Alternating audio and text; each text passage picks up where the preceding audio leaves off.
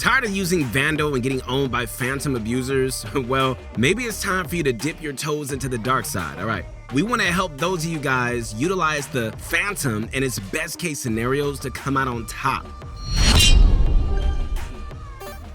What's going on, guys? Your motivation guy, Keith Allen, and I'm gonna be your own personal guide on the 7 more Phantom tips that you're gonna want to know to help you guys win more fights, rounds, and even more games, all right? Even if you're still hashtag Team Vandal, this video can really help you better avoid the situations where the Phantom will come out on top, which can also help you regardless.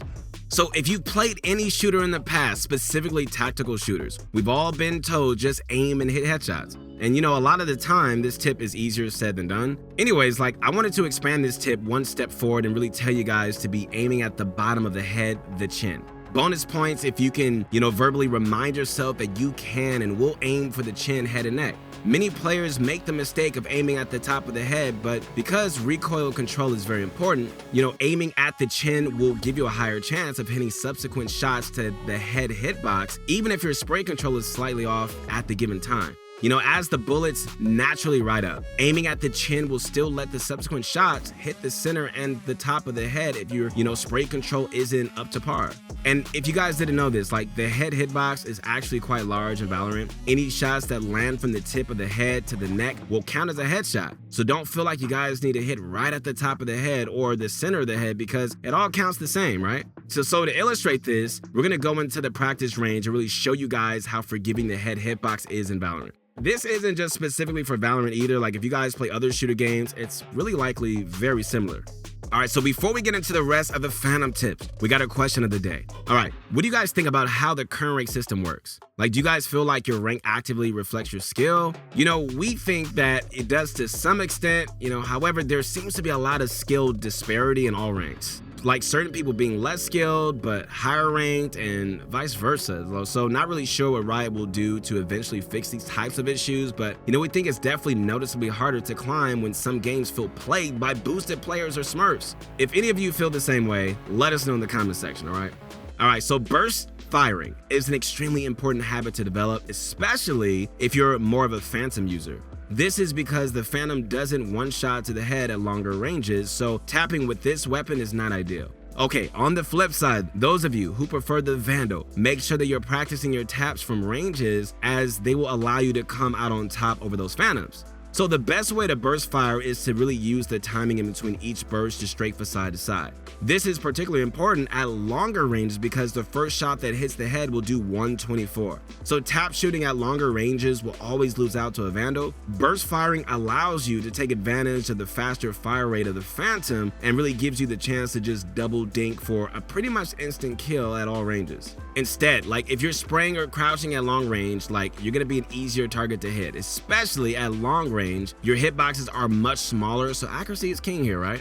Because spray patterns are RNG in Valorant, it's especially not wise to rely on spraying to kill your opponents in these types of engagements. So although you shouldn't be fishing to take fights at longer ranges, understanding how can really be a lifesaver. Implementing a good concise burst coupled with a crisp strafe will definitely significantly improve your chances at killing players at long range, even if they have the Vandal. The idea is to really just time your burst in between the pauses in your strafe as you're changing directions. So although this is a game that heavily relies on aim, movement is just as important. So being a slippery target can really make you much harder to kill, and it really just allows you the freedom to just land easier shots. So a common mistake that we see is that many players do is hesitating to shoot through smokes because they've been punished before trying it. So this is especially the case if you're using the Vandal or you tend to spray and just stay still while shooting. Because the Vandal has a lower magazine size, louder audible shots, and visible tracers, it's just riskier and a big reason why the Vandal is harder to use when defending sites. So whenever a smoke gets put down and you're in a position to potentially get some damage or kills through, try to shoot 1 to 5 bullets through the smoke. The key here, guys, is to stay mobile because you will sometimes get shot back and killed even if you're not careful. So with the Phantom, you don't have tracers, so the rewards of shooting through a smoke far outweigh the risk. So a good way to shoot through the smokes is by getting a few shots on the far left, middle, and far right of the smoke. Usually players creeping up towards the smoke will either just, hug the left side or right side. So definitely keep that in mind, all right? So if you use the burst firing method that we mentioned in tip number 2, those smokes will be a lot more intimidating to work with for your opponents. You can also mark on the mini-map the left and right sides to really just better visualize where you should be taking some pop shots. Over time, with the experience, this won't be as necessary. Alright guys, so if you're having trouble getting these things done on the defensive side, the Phantom could be a catalyst to really give you a better time. So in tip number 3, we cover how it's better for pressuring smokes, right? Which is especially good for the defensive side. But that's not just where the pros end, because the attackers have to eventually come to you, and you're typically spread out on the defensive side. The Phantom's closer range and bigger magazine advantage will allow you to have an easier time securing multi-kills as the enemy swarms areas of the map. Especially in ranked, guys like attackers will often just group as 4 or 5. The extra 5 bullets can really mean the difference of you living or dying in a lot of situations. And so, having the freedom to really choose how you want to play on the defensive side makes it just much easier to take fights at the preferred close range of the Phantom. So, you're able to get, 2 to 5 kills many more times when the attackers execute on sight, while the Vandal can be much harder to pull that off when they just swarm in very fast. So the easiest way to get the most out of the Phantom is by playing agents that complement the more aggressive, closer range style. And so that doesn't mean that you have to play any of these agents, but they do have more abilities that are designed to really just augment that style. So if you're not playing one of these agents, you might want to consider swapping to one of them.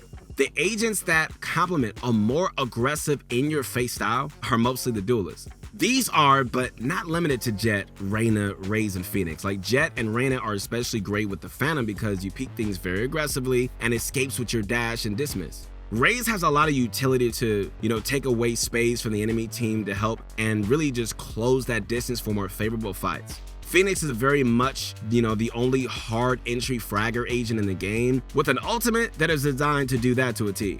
The Phantom fits that close range flash and entry style gameplay. However, that doesn't mean that you could just play aggressively with agents like Omen, Breach, Sova, Sage, Cypher, etc. Like it just means that their abilities aren't as suited as those opportunities that the other agents can really find are less common.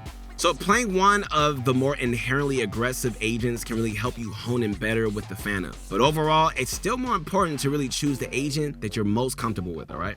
So tip number 6, off of our last tip about choosing a complementary agent. With that said, alright, it doesn't necessarily matter what agent you play, because there's always a way to really close the distance and find those more favorable close range fights. The rule of thumb to do is by, using whatever utility you have to help you get closer.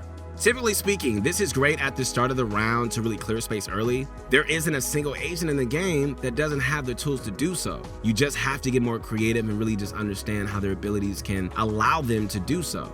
For example, like Cypher can really use his cages to buy him space and his camera to really clear out pesky angles. Omen can blind to get players off angles and teleport to cross safely. Sova can recon, dart, and just drone early to obtain space. The list goes on, but if you want to learn how to close the distance with your specific agent, feel free to check out our coaches on ProGuides.com. They can help you with any of your needs to really take you to the next level. Either way, the core concept to take away here is really not being afraid to use your utility to close the physical distance between you and your enemies. This can take form in a plethora of ways, as each agent has different abilities that can be used to do this. So think about what your agent brings to the table and how it can be used in this way.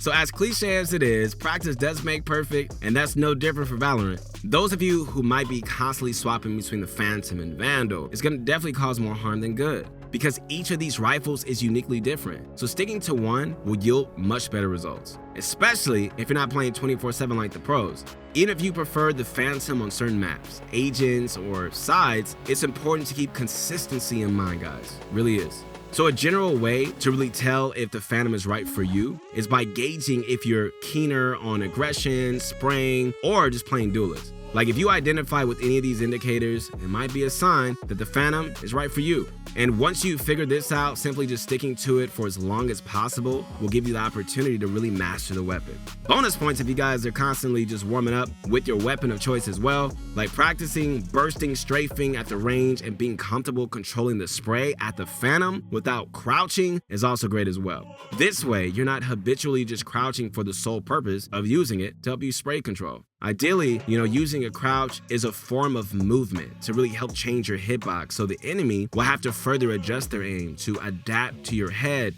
shifting lower as you crouch. All right, so now that you guys know a few more tips on how to better find value out of the Phantom, we hope you guys can go out there and dominate your ranked games, man. Like, keep this in mind that Phantom truly shines in close range encounters, so if you use it, try your best and fight those types of engagements. You know, here at ProGuides, we wanted to cover these types of tips to really help you understand why the Phantom can be so deadly in your games. Well, that's all we have for the video. Once again, I am your motivation guy. I'm here to motivate you guys, inspire you to be great, not only in this game, but also in life as well. If you want to connect with me, you can connect with me on my Instagram at Your Motivation Guy. And keep up to date with us. Make sure to hit the bell notification, which ensures that you're staying up to date with our videos ahead of the competition. And if you want to learn more about anything related Valorant, head on over to ProGuides.com for the best coaching that you can get. Our coaches are among the very best, and we hope you guys check them out if you guys enjoyed this video. All right, you guys stay tuned, stay safe, and I'll see you soon.